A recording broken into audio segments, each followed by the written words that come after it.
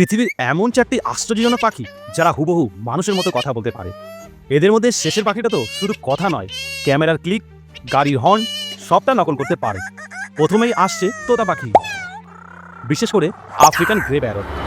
এরা শুধু শব্দ নয়, মানুষের আবেগের সুর পর্যন্ত হুবহু নকল করতে পারে। তারপর আসছে ময়না, বিশেষ করে পাহাড়ি ময়না।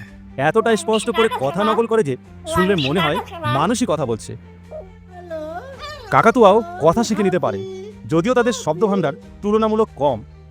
কিন্তু সবচেয়ে অবাক করা পাখি হলো লাইট বার্ড। এটা শুধু কথা নয়, ক্যামেরার ক্লিক, গাড়ির হর্ন, এমনকি অন্য প্রাণীর ডাকও একদম হুবহু নকল করতে পারে। পাখিরা মানুষের মতো হুবহু কথা বলতে পারে মূলত তাদের বিশেষ ষড়যন্ত্র সিরিংসের কারণে। মানুষের ষড়যন্ত্র লারিংসের তুলনায় পাখির ষড়যন্ত্র সিরিংস অনেক বেশি জটিল ও দক্ষ। এজন্য তারা মানুষের ভাষাও নিখুঁতভাবে নকল করতে পারে। মানুষের ষড়যন্ত্র লারিংস থাকে গলায় শ্বাসনালীর উপরে, পাখির ষড়যন্ত্র সিরিংস থাকে শ্বাসনালীর একেবারে শেষে, যেখানে ফুসফুসে বাতাস ঢোকে বা বের হয়। এর ভেতরে থাকে পাতলা ঝিল্লি আর পেশি, যেগুলো বাতাসে কেঁপে কেঁপে শব্দ তৈরি করে। বিশেষ ব্যাপার হলো সিরিংস দুই দিকের নালী থেকে একসঙ্গে শব্দ তৈরি করতে পারে।